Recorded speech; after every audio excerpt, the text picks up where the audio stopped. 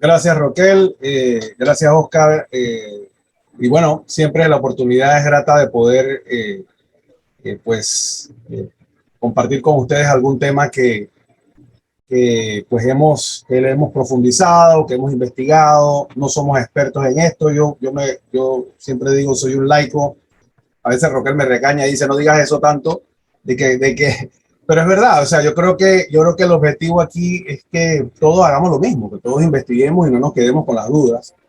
Y pues, gracias a Dios, pues yo siento que tengo Dios me ha dado esa curiosidad de que pasa algo, que tengo una duda y no me quedo, no puede ser, deja de investigar, ¿no? Y pues en esa línea, como bien comenta Roquel, pues el tema de Adviento y el tema de liturgia, como nosotros animamos en la parroquia Nuestra Señora de Guadalupe, pues evidentemente es un tema de los tiempos de la iglesia. O sea, hay que prepararse para animar musicalmente durante el año a la iglesia.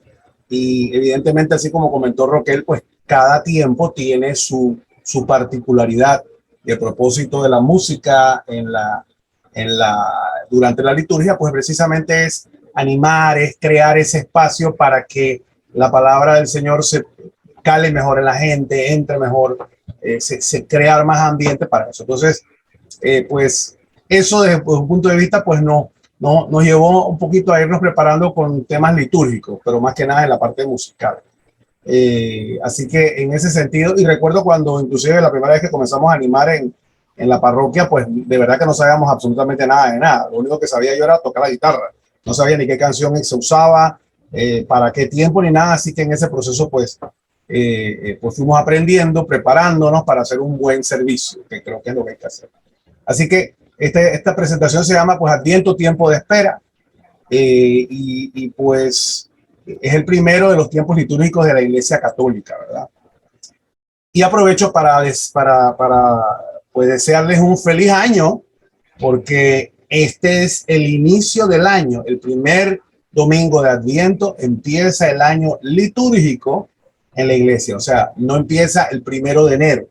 O sea que ya desde el domingo pasado, el domingo 28, pues estamos celebrando, y no sé si algunos de pronto en su parroquia, en la nuestra por lo menos el sacerdote lo comentó, que era un año nuevo. O sea, es importante esa preparación para entender el tema del año litúrgico, ¿verdad? Y empezamos con el Adviento. Y en general podemos decir que el año litúrgico, que lo vemos aquí ilustrado de una manera gráfica, el año litúrgico es, en pocas palabras, es el desarrollo de los misterios de la vida, muerte y resurrección de Cristo y las celebraciones de los santos que nos propone la Santa Iglesia a lo largo del año. Eso es lo que es vivir y no solo recordar la historia de la salvación a través de las fiestas y las celebraciones. Entonces se celebran y actualizan las etapas más importantes del plan de salvación. En pocas palabras, es un camino de fe anual que la iglesia nos propone, que nos ayuda. Por eso siempre yo digo que la iglesia en ese sentido es sabia, ¿verdad? Porque esto no nació de la noche a la mañana. O sea, no cayó un manual del cielo de que vamos a hacer el año litúrgico de esta manera. No, eso se fue dando en la piedad popular, orientada por el Espíritu Santo, que fue creándose esto que para mí es una belleza del año litúrgico, cómo nos va enseñando, nos ayuda a profundizar en el misterio de la salvación, en el camino de fe, nos ayuda pues a irnos preparando y a ir avanzando con el Señor, ¿verdad? La palabra liturgia viene del griego liturgia, que más o menos se pronuncia igual, que quiere decir servicio público, y es generalmente ofrecido por un individuo a la comunidad. Es un término más que nada que se escucha más en la Iglesia Católica, ¿verdad? Y la liturgia es el conjunto de signos sensibles y eficaces de la santificación y del culto a la iglesia. ¿Me explico? Es el conjunto de la oración pública de la iglesia y de la celebración sacramental. Por eso, cuando nosotros estamos en la liturgia, en cualquier celebración litúrgica, somos uno, como el Señor quiere que seamos uno. Entonces, por eso todos nos levantamos a la vez, todos nos sentamos, todos rezamos a la vez, porque estamos actuando como una sola persona, que es la iglesia de Jesucristo, ¿verdad? Entonces, esa es la idea, el concepto de liturgia. Entonces, ¿qué es lo que hace esto? Nos ayuda, la liturgia nos ayuda a tener esa comunicación unificada con nuestro Señor Jesucristo durante las celebraciones religiosas, ¿no? Entonces, en el Concilio Vaticano II, en la Constitución sobre la liturgia, nos dice: la liturgia es el ejercicio del sacerdocio de Jesucristo. En ella los signos sensibles significan, cada uno a su manera, y realizan la santificación del hombre, y así el cuerpo místico de Jesucristo, es decir, la cabeza y sus miembros, que se ejercen en el culto público íntegro. Entonces, la liturgia es la acción sagrada por excelencia.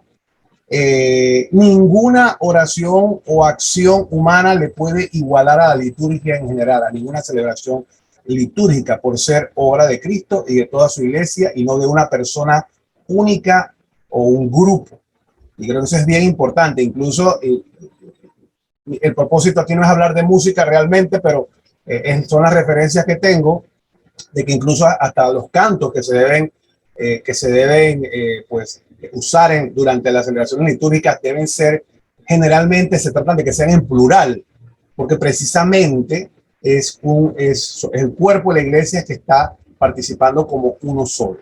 Entonces, estos cánticos, estas canciones donde yo quiero, o sea, usualmente no son las que mejor comunican esa relación litúrgica con Jesucristo. Entonces, en ese sentido, pues tenemos los tiempos que vemos aquí. Tenemos Adviento, tenemos Navidad, que viene ahora después, termina Navidad. Después que termina Navidad viene el tiempo ordinario, ¿ok? Que es el tiempo regular. Ahora vamos a hablar un poquito de eso. Luego viene la Cuaresma, viene el Tríodo Pascual y la Pascua, ¿verdad? Y pues regresamos al tiempo ordinario, y así se repite el ciclo de la iglesia, ¿no? Si podemos hablar un poquito de ellas, de cada uno, a esto le llamamos, cada uno le llamamos tiempos, ¿ok? Y como lo comenté, empieza por Adviento, sigue Navidad, Epifanía, tiempo ordinario, Cuaresma, Semana de Santa, Pascua, tiempo pascual, Pentecostés. Ahí vamos viendo los colores que son particulares de cada tiempo, casualmente para identificarlos, para hacerlos diferentes, ¿no? Por ejemplo, el blanco significa alegría y pureza, que lo vemos en las vestimentas del Padre, ¿verdad? Incluso en algunas ocasiones hasta se adorna la iglesia con esos colores. El blanco se utiliza en el tiempo de Navidad y en la Pascua. Son tiempos como de solemnidad, de pureza, ¿no? El verde significa esperanza y se utiliza en el tiempo ordinario. Y el verde usualmente, el tiempo ordinario lo que quiere representar es ese camino de predicación, de enseñanza de la vida pública de Jesucristo. Entonces es verde por eso, la esperanza de que de la enseñanza de nuestro Señor pues calen en el pueblo y vayamos creciendo pues en la fe, ¿no? Luego el morado significa luto y penitencia. Adviento precisamente es morado y ahora vamos a entender por qué. Y tenemos, bueno, se utiliza en Semana Santa también, igualmente en Cuaresma, el morado, además de Adviento. Y el rojo, que significa fuego, que lo usamos para Pentecostés. El rojo fuego es, podemos ver los dos conceptos, como fuego o como martirio, por la sangre y por el fuego. Un mártir, pues todos sabemos, es un mártir, es una persona que dio su vida en testimonio a Jesucristo. Entonces, durante el año litúrgico, de pronto en alguna celebración particular de algún mártir, vemos nosotros al sacerdote pues vestirse de rojo. Después al día siguiente de nuevo regresa verde y así, ¿no? Entonces, los misioneros al evangelizar fueron introduciendo las fiestas cristianas, tratando de dar un sentido diferente a las fiestas paganas. Y esto es bien importante. Eso es lo que le llamamos inculturación. O sea, llegan los misioneros a un lugar, están celebrando pues los nativos de ese lugar algunas fiestas, y la iglesia busca darle un significado cristiano a las fiestas que ellos están celebrando, a grandes rasgos. No estoy diciendo que siempre es así, pero la línea tiende a hacer eso. Entonces, ¿qué es lo que hacemos? le damos una explicación, la iglesia le da una explicación al pueblo pagano de esa celebración, una profundidad. Entonces, eso es lo que podemos ver en cuanto a, pues, al año litúrgico y cada una de las fiestas pues, que se celebran durante el año, todos los años. Creo que vale la pena aclarar también que la primera fiesta que se celebró en la historia de la Iglesia Católica fue solamente el domingo. La primera celebración que se hizo fue el partir del pan encomendado por nuestro Señor Jesucristo, y esa era la única celebración que se daba en la iglesia por muchísimos años. Luego se comenzó a celebrar de manera anual la Pascua, y a la Pascua me refiero no ni siquiera a la Cuaresma, me refiero sencillamente vigilia pascual y resurrección de nuestro Señor Jesucristo. Entonces, esa era la única fiesta que existía en la iglesia, pues desde tiempos antiguos, como que dice, ¿no? Entonces, por ejemplo, y el tema con la Pascua es interesante también porque al principio la Pascua se celebraba junto con los judíos. La misma. Entonces, ¿qué pasa? No había una uniformidad de cuándo celebrar la Pascua, ¿verdad? Entonces, en el año 325, en el concilio de Nicea, con Constantino, ¿verdad? Se establece, se unifica la fiesta de la Pascua. Y la fiesta de la Pascua se decide en ese concilio que es la primera luna llena, mira qué chévere, ¿no? La primera luna llena después del equinoccio de primavera. Entonces, como también tenemos un calendario diferente al de los judíos y nosotros mismos cambiamos nuestro calendario porque antes usábamos el juliano y después el gregoriano, pues esa fecha como que fluctúa un poco, pero normalmente debería ir en origen casada con la época de más o menos, porque el calendario de los judíos es lunar. Entonces, pero al final se establecieron dos fechas que son o el 22 de marzo o el 25 de abril como fechas de la Pascua.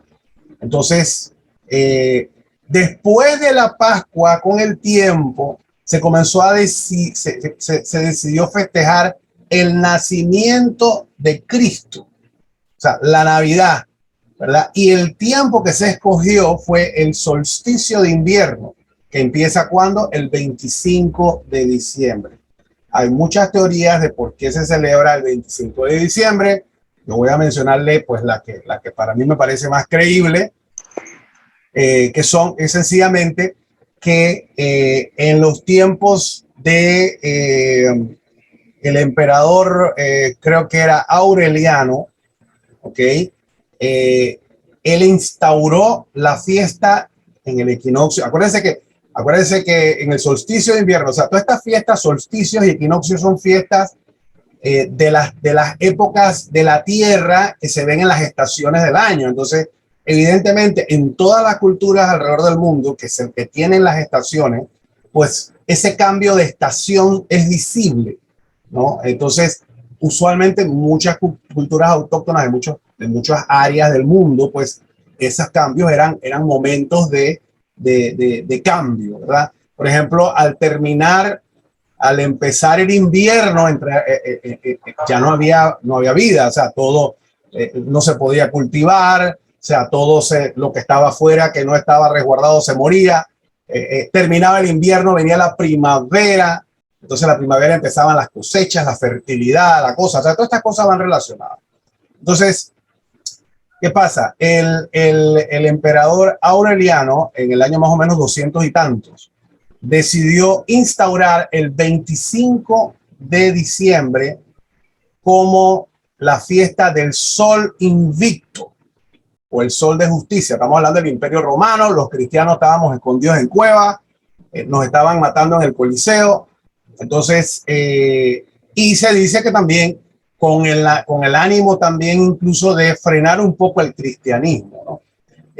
También de unificar esa fecha. De hecho, antes de Aureliano, perdón, incluso se escuchan de las fiestas de Saturnalia, el planeta Saturno tiene que ver con el 25 de diciembre, o sea, todas estas cosas astrológicas que están relacionadas pues con con las vivencias del pueblo, con las estaciones del año, etc. Entonces, ¿qué pasa? Se pone el 25 como sol invicto y luego con el tiempo se decide poner el 25 de diciembre como fecha de nacimiento de nuestro Señor Jesucristo, también como para contrarrestar esa fiesta pagana del 25 de diciembre que ocurre en muchas partes del mundo fuera del Imperio Romano en esos tiempos que ocurría.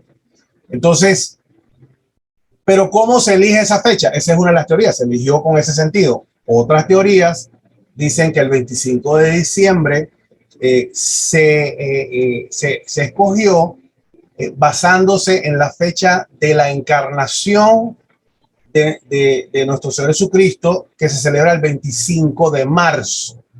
Era una fiesta también primitiva que se daba, no unificada, pero se celebraba en muchos lugares del mundo cristiano primitivo, vamos a llamarle así. Entonces, si cuentas del 25 de marzo a diciembre, hay 9 meses. Así que otra teoría dice que probablemente pues tiene que ver con la fecha de la encarnación y pues ahora veremos un poquito acerca de eso, ¿verdad? El asunto es que la liturgia de Adviento comienza a moldearse a raíz de esa fecha de Navidad, ¿verdad? Como una preparación a esa celebración del 25 de diciembre del nacimiento de Jesús. Evidentemente la Biblia no dice cuándo nació Jesús.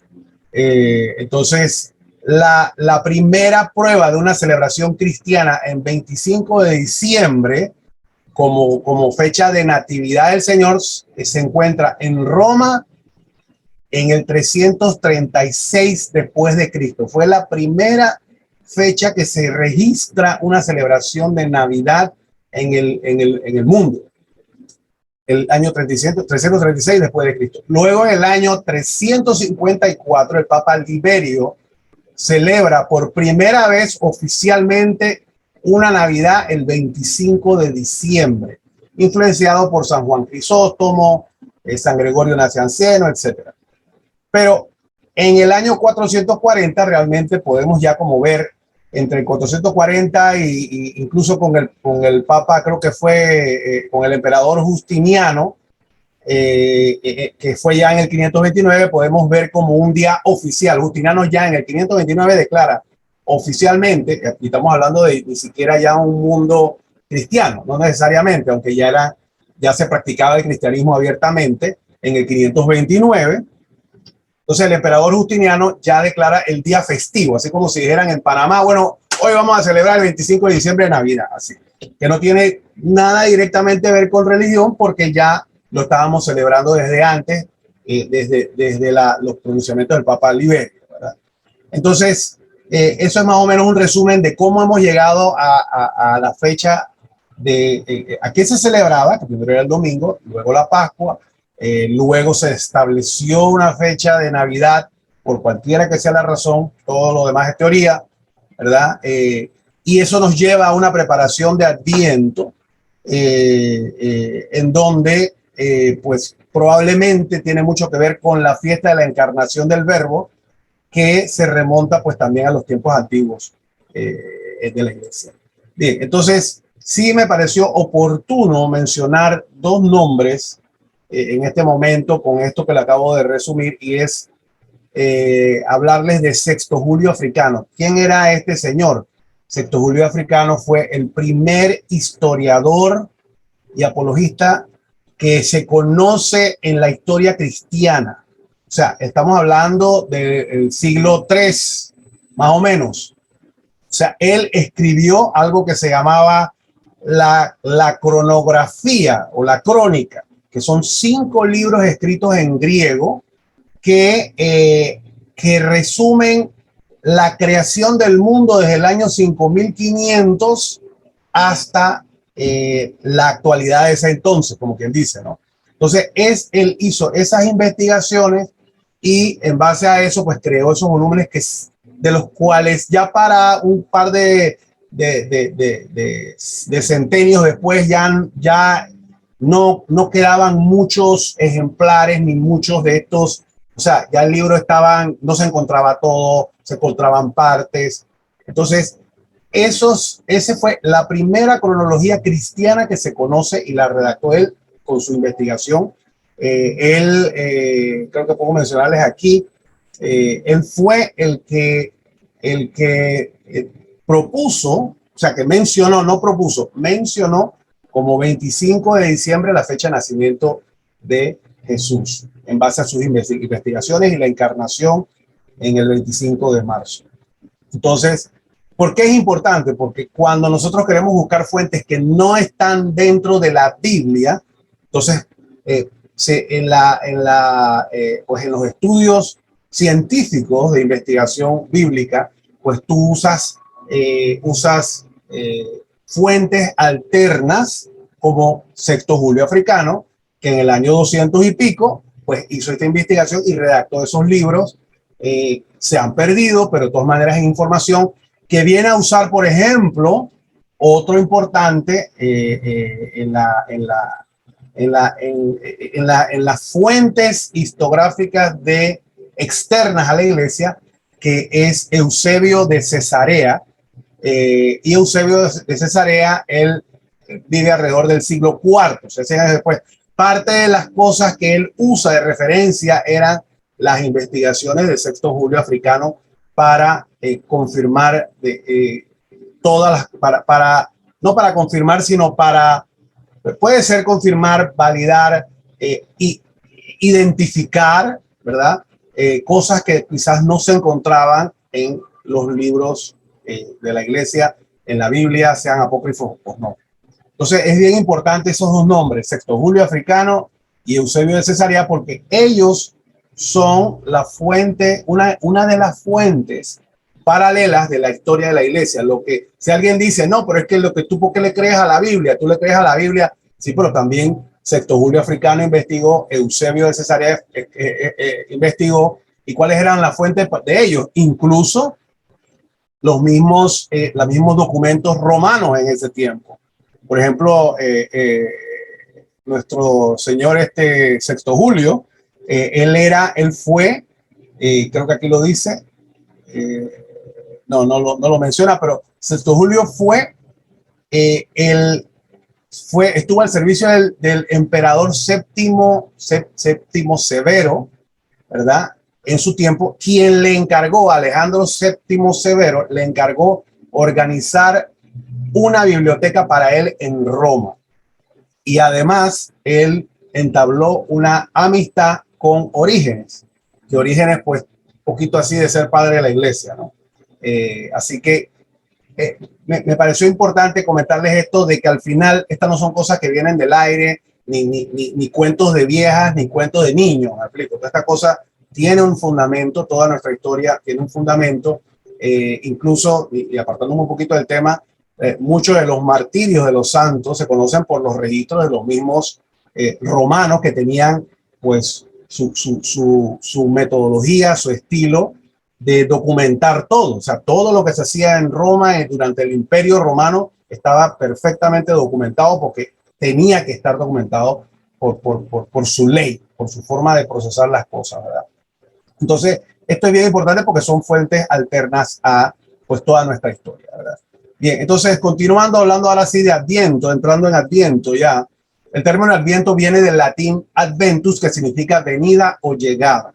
Entonces, en la antigua Roma, ese término no nace para la iglesia. Ese término nace porque el Adviento era el término que se usaba cuando venía el emperador a la ciudad. Entonces, ¿qué pasa? Bueno, viene a visitarnos el presidente de la República, va a visitarlo usted a su pueblo. O sea, bueno, ya automáticamente se ponen las cosas en movimiento. Me explico. Entonces, ese era el espíritu de Adviento, era del mundo romano, era esa figura de que venía el emperador, venía a visitar. Evidentemente el pueblo y todos querían que todo estuviera perfecto.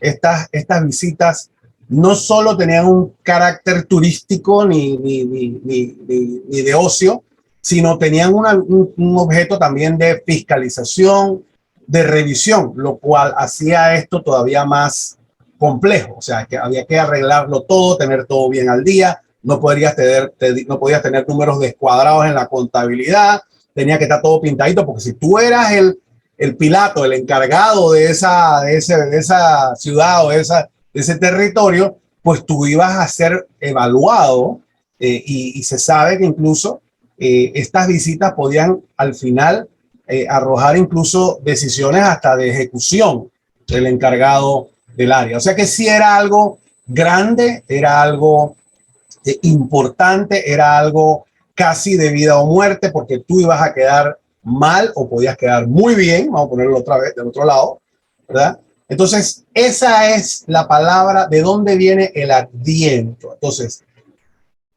la iglesia le pone el nombre de Adviento a este periodo buscando realmente provocar el mismo efecto en las personas, ¿no? ¿Quién viene? Viene nuestro Señor Jesucristo. Viene el Mesías. Entonces, ¿quién? No es cualquiera el que viene. No es cualquiera el que viene. Entonces, esa es y por eso se usa esa palabra. Viene la figura de Adviento.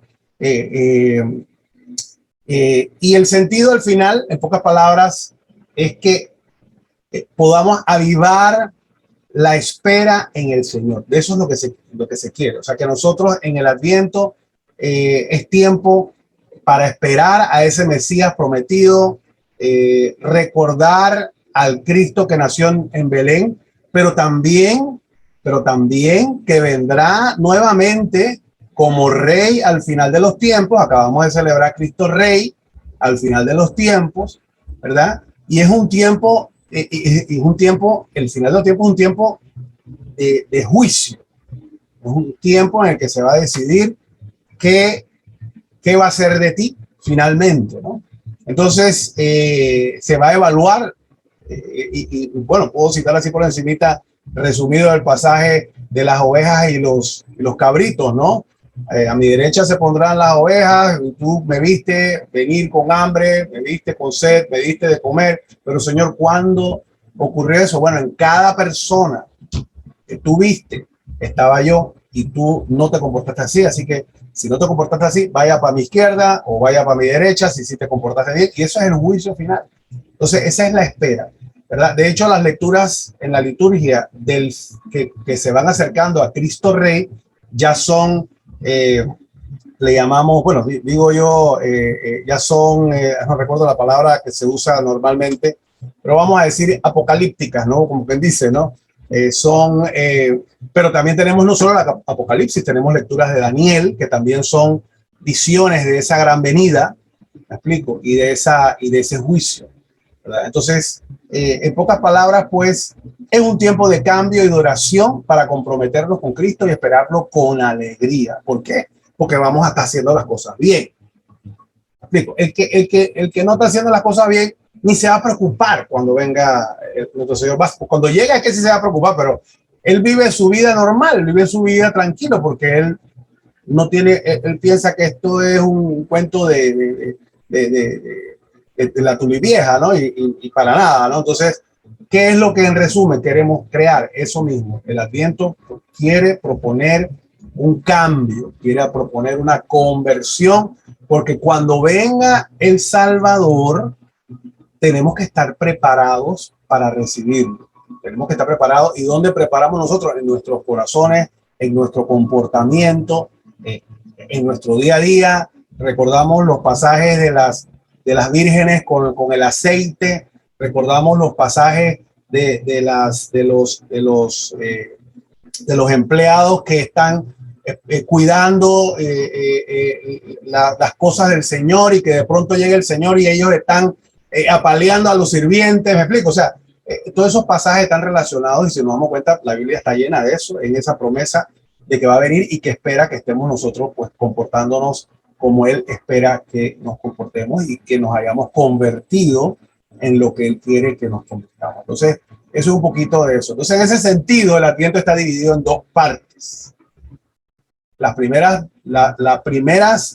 2 semanas, vamos a llamarle así, o la primera parte, es en preparación para la venida final del Señor. O sea que este domingo, si usted recuerda las lecturas del domingo que pasó, pues son un poco así medio, no recuerdo si se leyó a Daniel, o no recuerdo los pasajes ahora mismo, pero son lecturas que nos dicen no tengamos miedo, pero viene el Señor.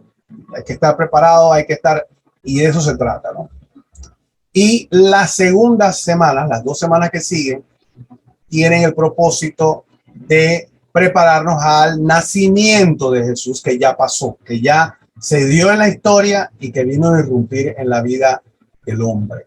Entonces, estamos celebrando dos cosas en Adviento. Estamos conmemorando e incluso siento yo que creo que el sacerdote en mi parroquia incluso lo mencionó hasta una tercera, que era pues nuestro comportamiento diario con el hermano, ¿no? Así que es esa preparación.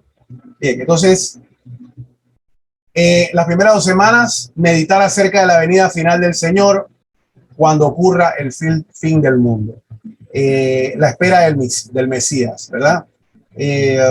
Por ejemplo, este primer domingo 28 que pasó, la vigilancia en espera de la venida del Señor. Durante esta primera semana, las lecturas bíblicas y la predicación son una invitación con las palabras del Evangelio. Velen y estén preparados, que no saben cuándo va a llegar el momento. El segundo domingo, el domingo 5 de diciembre, el que viene, vamos a ver un poquito, vamos a hablar sobre la conversión, la nota predominante de la predicación de Juan Bautista. O sea, vamos a hablar con Juan Bautista, vamos a leer un poco de él, y vamos a, la tónica va a ser la conversión. Durante la segunda semana, la liturgia nos invita a reflexionar con la exhortación del profeta Juan Bautista: preparen el camino, Jesús llega. Entonces, para ilustrar un poquito estas 2 semanas, yo he querido, y yo les voy a dar un PDF de esto porque es bueno tener esto y me gusta dárselo para que ustedes lo tengan de referencia, pero esto es del oficio, o sea, de la liturgia de las horas o el breviario, el oficio de lectura del primer domingo de Adviento. Yo tengo la práctica, me gusta mucho rezar con la liturgia de las horas. Y el oficio de lectura en la liturgia del primer domingo de Adviento, lo he citado aquí, y yo quisiera aprovechar y leérselo. De pronto van a decir, ya Julio, ya te vas a aburrir con esa lectura, pero no, pero es que yo creo que vale la pena porque ilustra perfectamente y no hay ninguna letra de más ni oración de más, ¿verdad? Voy a aprovechar para leérselo un momentito para darles un poquito la idea de estas 2 semanas en qué consisten y de lo que les he dicho ahora. Esto esto viene de una catequesis de San Cirilo de Jerusalén en el siglo IV. Y él dice: os anunciamos la venida de Cristo, y no solo una, sino también una segunda que será sin duda mucho más gloriosa que la primera. La primera se realizó en el sufrimiento. La segunda traerá consigo la corona del reino. Dice, perdón que moví la cuestión aquí. Ok. Porque en nuestro Señor Jesucristo casi todo presenta una doble dimensión. Eso es bien importante. Doble fue su nacimiento. Qué bonito. Uno de Dios antes de todos los siglos. Miren qué interesante. El nacimiento de Dios antes de todos los siglos. Recuerden que Jesús es el verbo encarnado. ¿Me explico? O sea que el verbo existe. El verbo es el que creó por instrucciones de Dios. Entonces, es uno de Dios antes de todos los siglos y otro de la Virgen en la plenitud de los tiempos. Doble su venida, una en la oscuridad, calladamente, como lluvia sobre el césped, y la segunda en el esplendor de su gloria, que se realizará en el futuro. En la primera venida fue envuelto en pañales y recostado en un pesebre. En la segunda aparecerá vestido de luz. En la primera sufrió la cruz, pasando por encima de su ignominia. En la segunda vendrá lleno de poder y de gloria, rodeado de todos los ángeles. Por lo tanto, No nos detengamos solo en la primera venida, sino esperemos ansiosamente la segunda.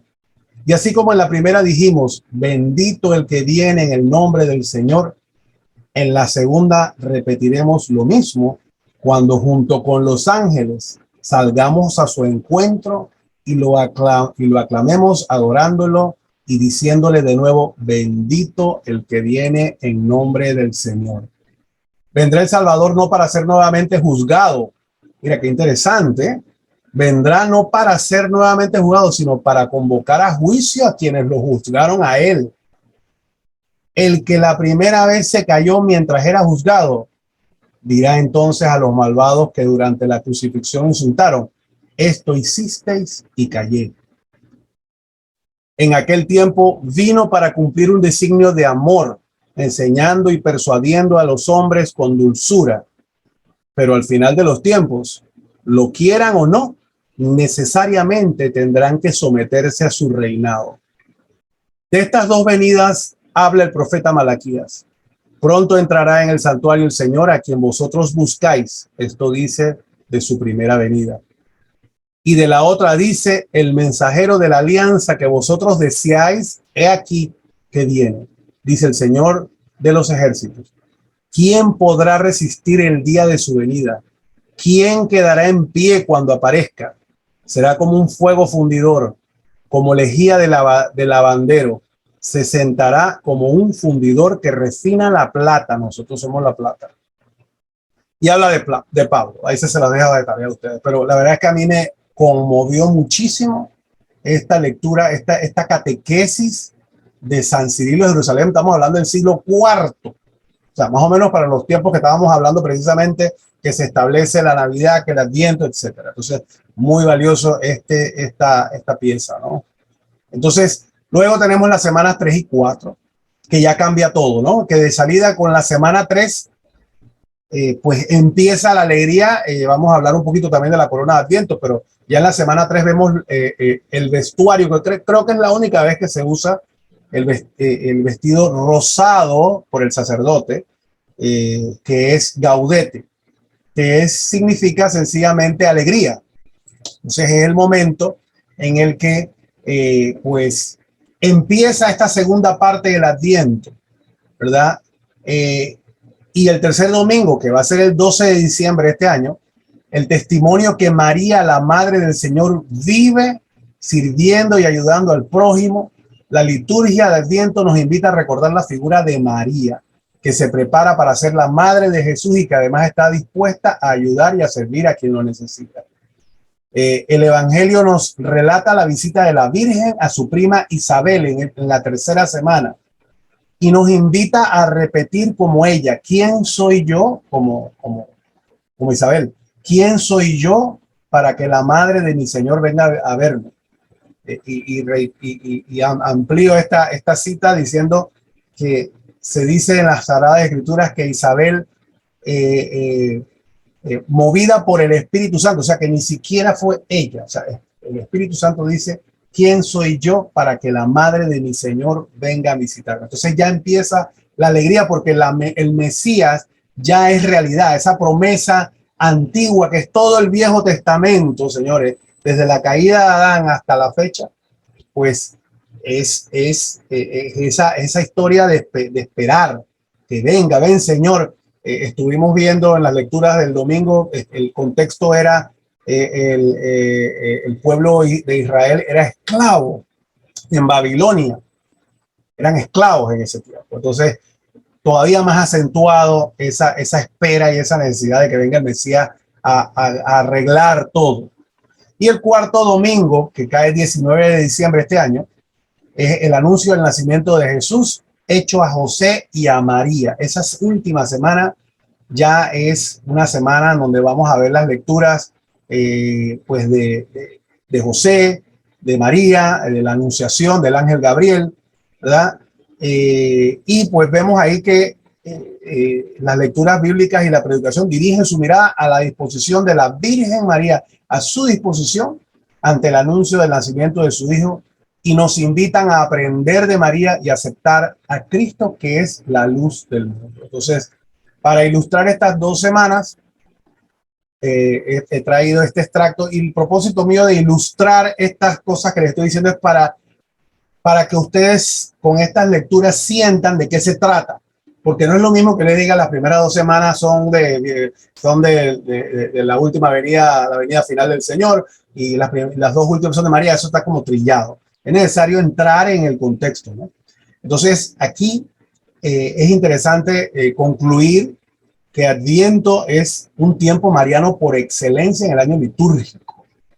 Esto es sumamente importante porque al final, incluso desde las primeras semanas de Adviento, en esas lecturas de que viene el Mesías, hay lecturas que tienen que ver con esa virgen que va a tener, porque hablan del Mesías, obviamente. ¿Y quién es el Mesías? Pues ahí comenzamos a dilucidar o a visualizar la imagen de la Virgen María que ya se ve en el Viejo Testamento. Entonces vemos, por ejemplo, que Pablo VI expresa con toda autoridad en la Marialis Cultus que es que Adviento es un tiempo totalmente mariano. Dice aquí históricamente la memoria de María de la liturgia surgió con la lectura del Evangelio de la Anunciación que acabamos de mencionar antes de Navidad, en el que fue llamado con razón el domingo mariano antes de Navidad. Se le dice al último domingo, domingo mariano, pero el Adviento es todo mariano, 100% mariano. Entonces, hoy el Adviento recupera plenamente este sentido con una serie de elementos que les voy a mencionar que se encuentran en la liturgia. Y el propósito de la liturgia, volvemos a lo que dije al inicio, es irnos ambientando, es irnos preparando para saborear esa llegada, esa Navidad, me explico, para saborear esos tiempos. Igual pasa con la Pascua. ¿Me explico? Esa Cuaresma, ese proceso, o sea, la idea es que cuando llegue estemos preparados y que hayamos disfrutado el camino para hacerlo más valioso. No como ahora, que él comenta mucho, que dice que ahora la Navidad llegó y se fue. O sea, todo el mundo peleando para Navidad del 25 y ya se acabó, y no es así. Entonces dice, por ejemplo, que de los primeros días, Adviento, hay elementos que recuerdan la espera y la acogida del misterio de Cristo por parte de la Virgen de Nazaret. Y voy a mencionarle aquí algunos. Por ejemplo, la solemnidad de la Inmaculada Concepción se celebra en preparación radical a la venida del Salvador. La Inmaculada Concepción de María, ¿okay?, está en el periodo de Adviento. Típicamente en preparación. Si no hubiera existido esa Inmaculada Concepción de la Santísima Virgen María, no hubiéramos podido estar preparados para recibir al Salvador. Y eso lo comenta pues aquí Marialis Cultus también, de Pablo VI. Los días 17 al 24, el protagonismo litúrgico de la Virgen, que son las últimas 2 semanas que estábamos mencionando, es característico en las lecturas bíblicas. O sea, son full mariano esas 2 semanas, ¿no? En el prefacio del tercer domingo de Adviento se recuerda la espera de la madre. No son factores, todas estas son cositas que resaltan ese espíritu mariano del Adviento. Y en la oración de las ofrendas del cuarto domingo hay una epíclesis que dice que une el misterio eucarístico con el misterio de la Navidad, en ese paralelismo entre María y la Iglesia en la obra del único Espíritu. O sea, belleza ese alineamiento de cómo, en pocas palabras, pues María nos trae a nuestro Señor, al igual que lo vemos nosotros pues en la comunión y en la Eucaristía, que está siempre con nosotros, ¿no? Entonces, y para terminar esta parte de la segunda parte de Adviento, a mí me gusta mucho también en la liturgia de las horas, a partir del 18 de diciembre, se celebra la Virgen de la Esperanza, o la Virgen encinta, o la Virgen de la Dulce Espera, o la Virgen de la O. Y esto es muy bonito, esto es una práctica muy bonita también, que en las vísperas, desde el 17 al 23 de diciembre, las antífonas del cántico evangélico, todas que se usan para el Magnificat, todas empiezan con una exclamación admirativa, con "Oh". Entonces esa semana es espectacular. "Oh sabiduría", "Oh Adonai", "Oh Renault", tienen esa consistencia cada víspera del 17 al 23 de admiración. Y son las llamadas antífonas mayores. O sea, y esa repetición constante, como dice aquí, pues nos busca referir, lo lleva a que nosotros consideremos, o sea, le llamen a la Virgen de este periodo y también la Virgen de la Esperanza. Pero es muy bonito esas vísperas de esta semana del 17 al 23. Así que bueno, eso fue en pocas palabras. Ah, bueno, aquí también hay, es que bueno, Super Mariano, no alcanzan los diapositivas. Por ejemplo, en esta hermosa síntesis de títulos se presenta en estas pinceladas la figura de la Virgen de Adviento. Es la llena de gracia, la bendita entre las mujeres. Esas son las frases que se usan en esta época, que se leen, pues. La Virgen, la esposa de Jesús, la sierva del Señor, es la mujer nueva, la nueva Eva, ¿no? Que restablece y recapitula en el designio de Dios la obediencia. La hija de Sión, otra frase que se usa muy bonita en esta época. La Virgen del Fiat, ¿no? Fiat no el carro, sino es el medio. La Virgen fecunda, la Virgen de la escucha y la acogida. En la feliz subordinación de María a Cristo, y eso también se resalta, ¿no? Ese misterio de la iglesia, de esa obediencia, ¿no?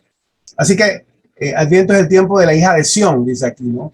Virgen de la espera, etcétera, ¿no? Así que con esto pues cierro un poquito qué ocurre litúrgicamente durante el Adviento y cómo nosotros, si pudiéramos participar en todas las liturgias de Adviento, su vida cambiaría. Se los digo, de verdad, hermano, que es una cosa espectacular. Cómo te vas preparando cada día que pasa. Hombre, si nada más podemos ir los domingos, bueno, está bien, pues los domingos, pero no es lo mismo. No es lo mismo pues cuando en caso mío he tenido la oportunidad, porque no lo puedo hacer, no lo he podido hacer siempre, pues es una experiencia espectacular. Bien, otra cosa que ocurre, pues que se da en Adviento, es la famosa corona de Adviento, que tiene su origen, es una tradición también pagana, de origen europeo, que consistía en prender velas durante el invierno para representar al fuego del dios Sol. Recuerdan que hablábamos del dios invicto. En muchas culturas, en esta época del año, pues el sol está, pero todo está infértil, está frío, está muerto, para que regrese con su luz y calor durante el invierno. Ese es el contexto de la corona del viento en sus orígenes paganos.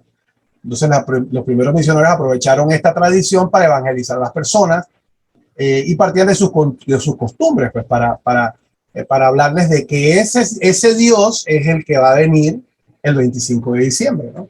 Entonces los domingos de Adviento de la familia, la comunidad se reúnen en torno a esta corona de Adviento, se lee la Biblia, se medita, se reza. Vamos a hablar un poquito de eso. Aquí tenemos una imagen de la corona, y podemos así a grandes rasgos mencionar rápidamente, por ejemplo, primero su forma circular, que lo que significa es que el amor de Dios es eterno, sin principio ni fin. Las ramas verdes, interesante que son verdes en invierno, las ramas del pino. Entonces, o sea que mientras todos los árboles pierden su color y su follaje durante el invierno, el pino se mantiene siempre con sus ramas verdes. Entonces es esa inmortalidad. Las 4 velas que representan cada vela, una vela de Adviento, cada semana de Adviento, y en algunos lugares en el centro, la vela blanca, que ya se enciende pues para el 25 de diciembre o el 24, pues la víspera, ¿no? En algunos lugares se usan manzanas rojas, y repito, esto no tiene, yo he visto gente como loco el fin de semana buscando las cosas, que cómo son las velas, que no encuentro las, en la librería, increíble lo que escuché, en la librería San Pablo no tienen las velas que son. Yo dije, ay, ya la vida, ahora sí esto se enredó. Entonces, ¿por qué? Porque, bueno, no estamos, en vez de dejarnos inculturizar, nos estamos paganizando. Pero bueno, eso fue una cuña. Entonces, ¿qué pasa? No importa eso. O sea, esto es un símbolo pagano que hemos incluido para darle a nosotros un significado cristiano. Pero lo de las manzanas me pareció interesante en algunos lugares porque representa los frutos del jardín del Edén con Adán y Eva, que trajeron el pecado. Qué interesante, ¿no? Pero también recibieron la promesa del Salvador universal. Entonces, obviamente con María se conforma al final, ¿no? Se materializa, ¿no? El listón rojo, por ejemplo, representa nuestro amor a Dios y el amor de Dios que nos envuelve, por ejemplo, ¿no? O la demostración del amor del Señor en la cruz, la alegría que nos trae el Salvador, son significados que se le pueden dar a, pues al listón rojo en la corona de Adviento. Entonces, en resumen, sí, yo nunca lo había rezado hasta este fin de semana. La verdad que fue una bonita experiencia. La sugerencia es tener un lugar arreglado y limpio, un lugar donde la corona va a ir, idealmente, ¿no? Antes de comenzar con esta tradición navideña, se recomienda apagar las luces y al inicio y encenderlas al final. Se recomiendan un canto o algunos villancicos que se puedan tocar o cantar, oraciones para ponerse en presencia de Dios, leer algunas lecturas del Evangelio, encender las velas, etc. Entonces, yo aquí les dejo, por ejemplo, esto es de, creo que es de, aquí les dejo el enlace a Así Prensa, como una bonita estructura, vamos a llamarle así, de cómo celebrar esta, para no andar perdido. Yo la celebré en familia con mi celular. Yo saqué esta lista y ahí, bueno, hay que hacer esto, hay que leer esto. Entonces ahí vamos todos y se repartían las lecturas y cosas muy, muy hermosas, ¿no? Muy hermosas y muy emotivas, la verdad. Entonces, aquí en pocas palabras, pues dice cómo comenzar, en el nombre del Padre, el Hijo y el Espíritu Santo, se apagan las luces, se lee esta primer domingo, se recomienda una lectura de la primera carta de San Juan, no, la tercera creo de San Juan, esto no está corregido. Pero bueno, ahí se los confirmo, ¿verdad? Y luego se hace una oración, se enciende la vela, luego se reflexiona sobre la lectura. ¿Y cómo se reflexiona? Pues pidiéndole a los integrantes de la familia que compartan un propósito. Eso lo recomienda esta estructura que tiene Así Prensa, que me pareció muy bonita. Entonces, cada uno en base a la lectura, que era el amor, pues qué propósito tienes tú de amor con esta familia, por ejemplo, ¿no? Que fue lo que ocurrió el domingo pasado, y todo el mundo hace su propósito de cambio, de enmienda, porque recuerda que estamos hablando de conversión, estamos en cambio, queremos ser mejores, estar preparados para nuestro ser. Y pues al final se dan las gracias, se reza al Padre Nuestro, se encienden las luces y se canta un villancico, no, perdón, se canta alguna canción que tenga que ver pues con esta etapa en la que estamos, que puede ser Ven, ven, Señor, no tardes, que es respondiendo a esta primera semana. Así que eso es lo que tengo. Yo, el tema de música, el PDF que les voy a compartir habla temas, algunas recomendaciones musicales, pero bueno, al final no eran el objetivo de esta presentación, pero les va a quedar a ustedes en PDF. Así que con esto, pues terminamos la presentación. No sé si hay alguna comentario, alguna pregunta que quieran ampliar, que podamos ampliarles. Así que estamos a sus órdenes.